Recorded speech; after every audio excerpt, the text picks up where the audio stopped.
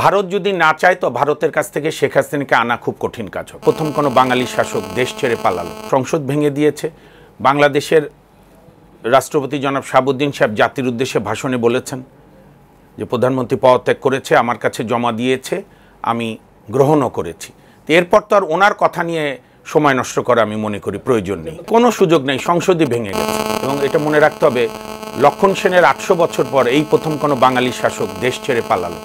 হোসেন মোহাম্মদ এরশাদও পালাননি। ভারত যদি না চায় তো ভারতের কাছ থেকে শেখ হাসিনাকে আনা খুব কঠিন কাজ হবে। ঢালাইয়ে দৃঢ়তা, নির্মাণে নিশ্চয়তা, প্রিমিয়ার সিমেন্ট, ঢালাইয়ের রাজা।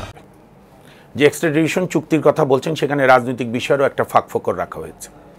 অথবা এখন নির্ভর করছে ভারত বাংলাদেশের জনগণের সঙ্গে বন্ধুত্ব রাখতে চায় নাকি আগের মতো শুধু আওয়ামী লীগ আর শেখ হাসিনার সঙ্গে।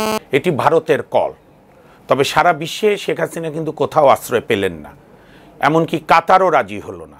তো এটিও যারা শেখ হাসিনার অনুরক্ত এখনও আছেন তাদেরও বোঝা দরকার যে একদিন যারা স্লোগান দিতেন শেখ হাসিনার চিন্তাধারা বিশ্বকে আজ দিচ্ছে নারা, তো দেখেন আপনাদের নেত্রী পৃথিবীর কোনো দেশে জায়গা হলো না।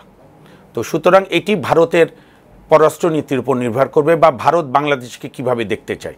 আমাদের সরকার চেষ্টা চালিয়ে যাবে, আইনগতভাবে অনেক সুযোগ, কিন্তু এটা তো দুই পক্ষের সহযোগিতার উপরে। ভারত যদি না পাঠাতে চায় তো খুব কঠিন হবে।